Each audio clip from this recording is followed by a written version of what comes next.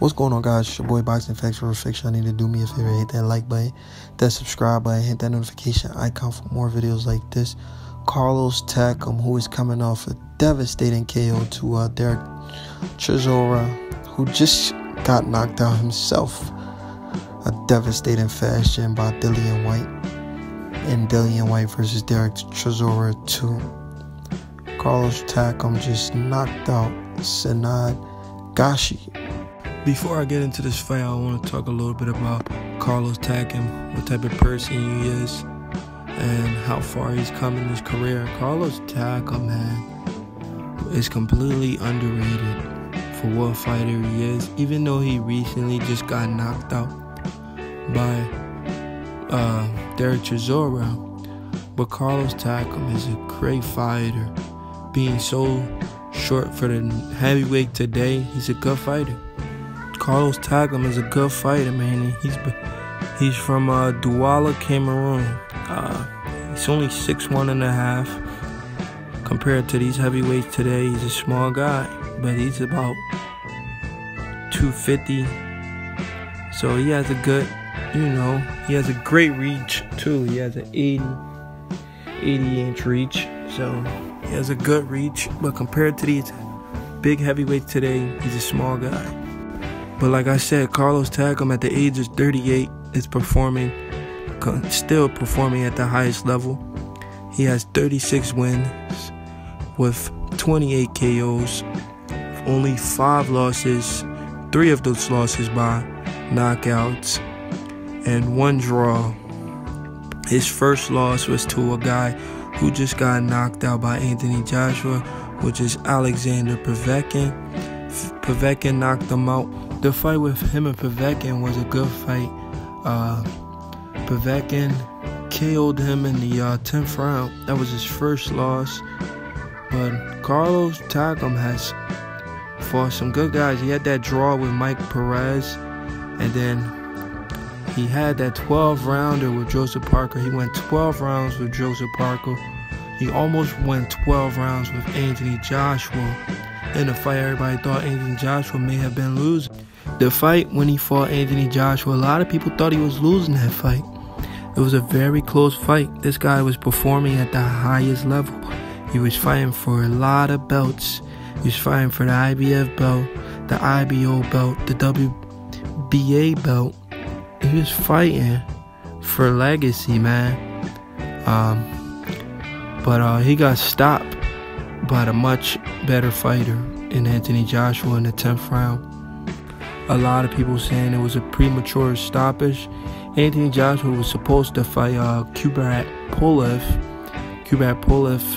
Somehow he admitted that he didn't want to fight Anthony Joshua, but everybody still wanted to see the fight.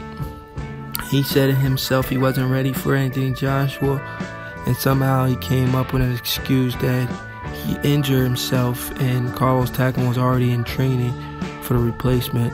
I mean, nobody knew who Carlos Takam was. We just knew he was a guy who went 12 rounds with Joseph Parker, and Anthony Joshua also went 12 rounds with Joseph Parker.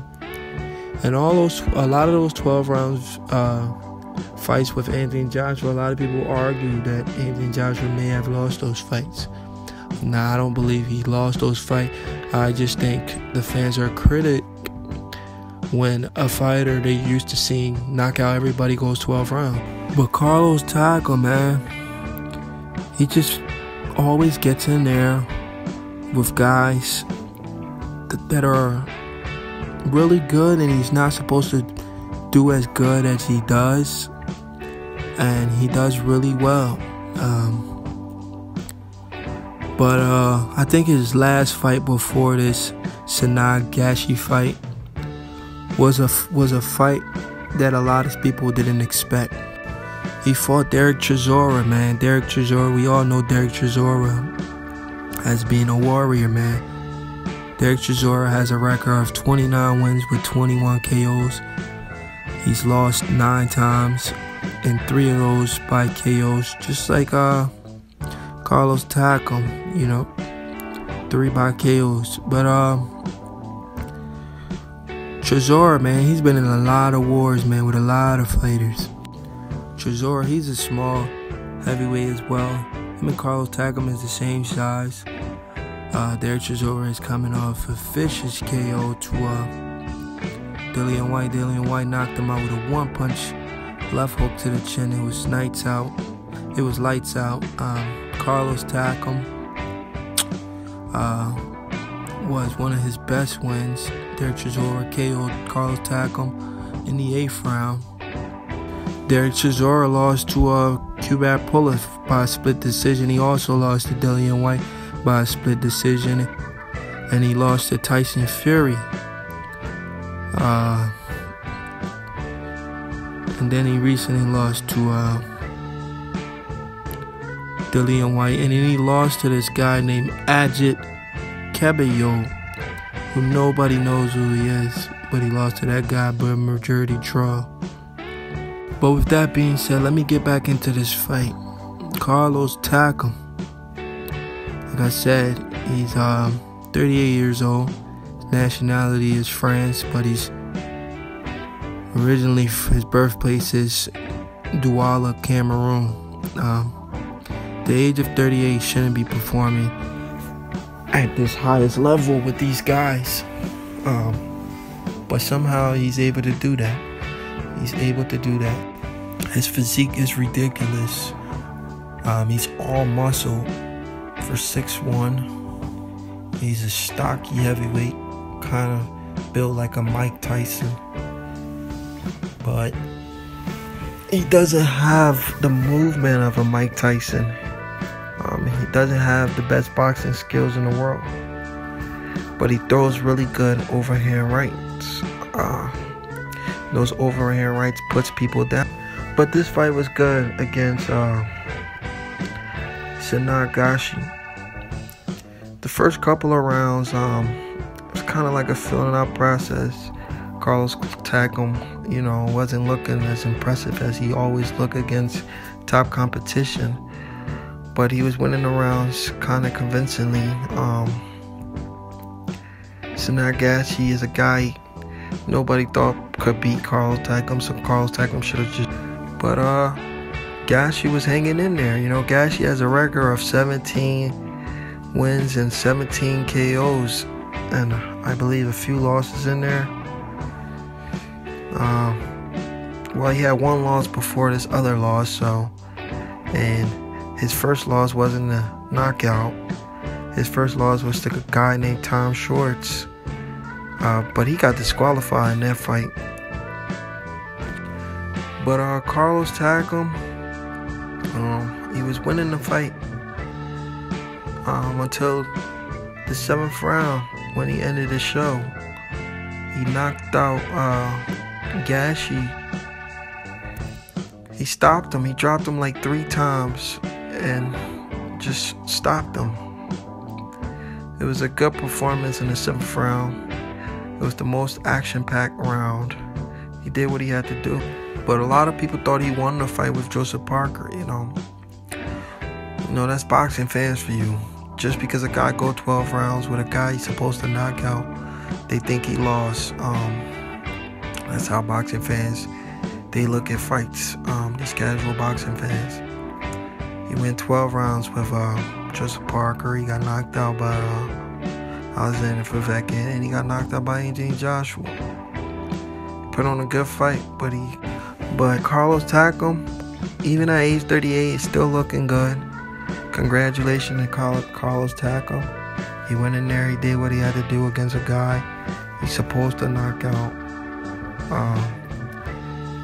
Where do I want to see Carlos Takam go next? I would like to see Carlos Takam fight maybe a Derek Chisora, because that fight with Derek Chisora was vicious. I thought Carlos Takam could have won that fight with Derek Chisora. In fact, I thought Carlos Takam could have knocked out Derek Chisora. But it turns out styles make fights, and Derek Chisora perfectly timed that punch that put Carlos Takam lights out. It was a vicious knockout. I'm sure it was unexpected to a lot of people. I didn't expect it. I'm sure a lot of the other viewers didn't expect it. And then that Anthony Joshua fight, was the fight that got Carlos Takam some notoriety. A lot of people started paying attention to him until he just recently took that knockout loss to Chisora, kind of dropped his stock. But if he can bounce back after this impressive win, it started off slow, but he finished the show by dropping and stopping Gashi in the 7th round. If he can use that fight against Gashi to boost his confidence, come back in 2019, he can probably land himself a big fight with Derek Chisora. I know that's a fight I would like to see, because I feel like he could have beat Derek Chisora. And Derek Chisora is like damaged goods now. That knockout he just took to the hands of Dillian White, that knockout wasn't something somebody can just completely bounce back from. I feel like that knockout was vicious. I didn't think Dillian White had one-punch knockout power. But I want to see these two guys fight again. That's where I want to see Derek Chisora go, and that's where I want to see Carlos Takam go. Both guys need to go in the direction of each other. But do me a favor, hit that like button, hit that subscribe button for more videos like this.